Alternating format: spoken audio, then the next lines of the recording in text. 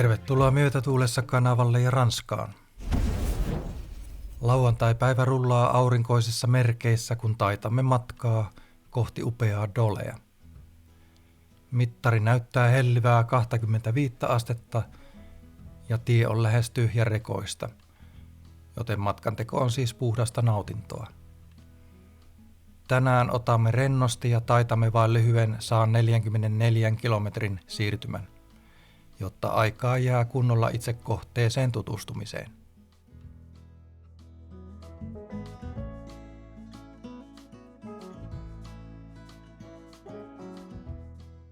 Saavuttuumme perille jätämme auton aluksi keskustan lähellä olevaan ilmaiseen matkaparkkiin ja myöhemmin siirrytään tänne läheiselle leirintäalueelle, josta sopivasti löytyy varjoisia paikkoja helteellä.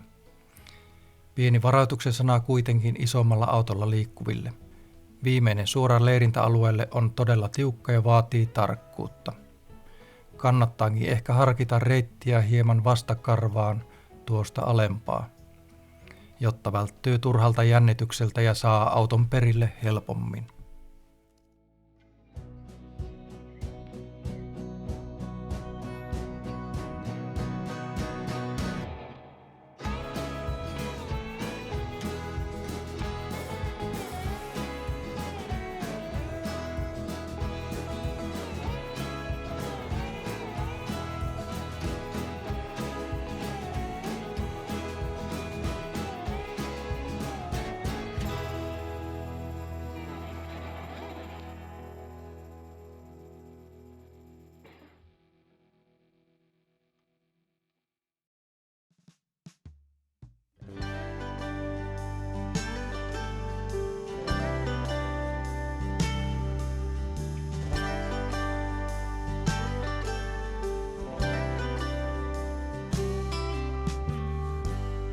Colors of white and gray behind an empty space. Can't always tell what you're thinking, but now it ain't the same.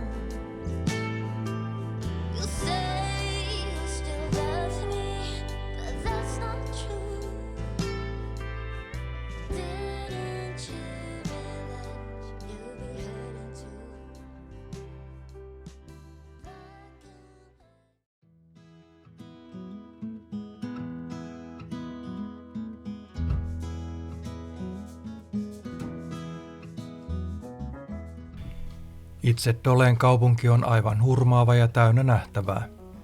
Täältä löytyy kapeita, salaperäisiä kujia, upeita portaikkoja ja vesistöjä, joiden vuoksi paikkaa voidaan kutsua syystäkin pikku-Venetsiaksi. Puhumattakaan kaupunkikuvaa hallitsevasta upeasta kirkosta. Paras tapa ottaa kaupunki haltuun on seurata Circuit du Chat-Percén reittiä. Katukiviin merkityt kissasymbolit johdattavat sinut kuin huomaamatta kaikkiin tärkeimpiin nähtävyyksiin.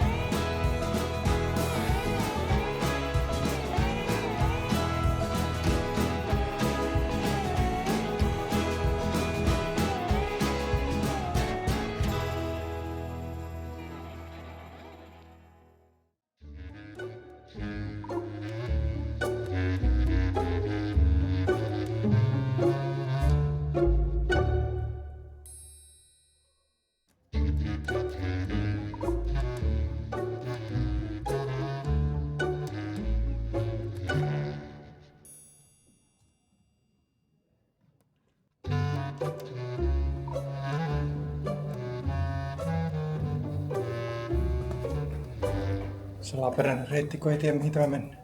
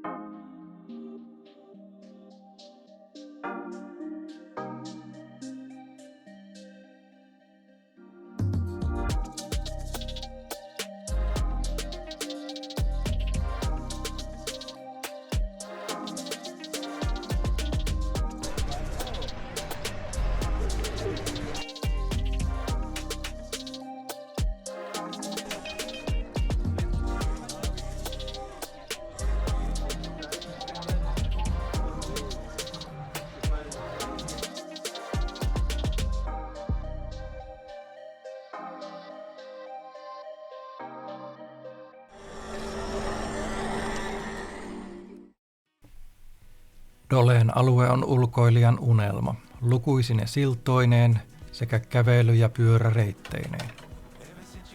Itse asiassa legendaarinen Eurovelo 6-reitti, joka halkoo koko Euroopan Mustalta mereltä Atlantille, kulkee aivan Dolen läpi.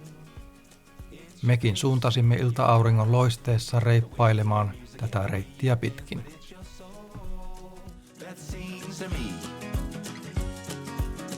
I'm here to hold your heart. It's the sweetest gift that I will not drop, and I promise to always stay true. Yeah, I love you so. I love you so. Don't you know, don't you know, no, no, don't you know, don't you know, don't you know, no, no, that I...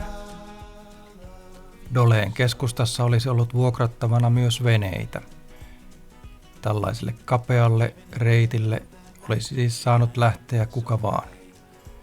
Mutta onneksi meillä oli nopeammat pelit.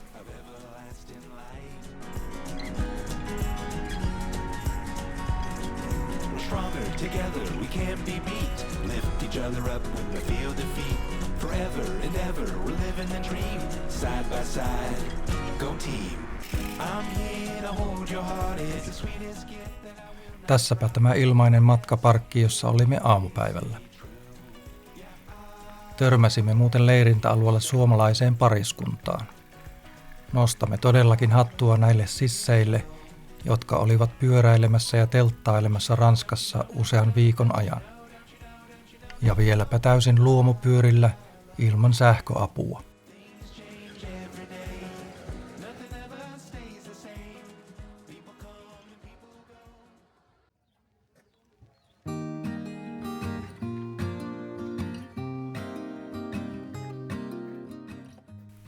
Tutustutaan vielä vähän tähän leirintäalueeseen.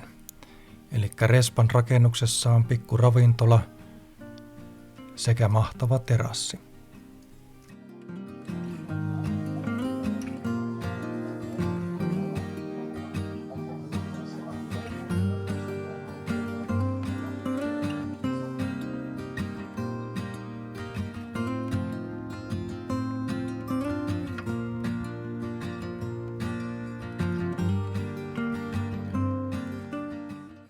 Päivän päätteeksi oli oikein mukava pulahtaa leirintäalueen pieneen uima-altaaseen viilentymään.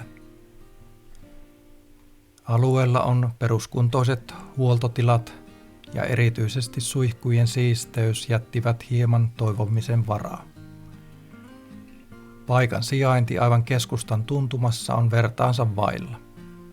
Dole on ehdottomasti kohde, joka kannattaa kokea.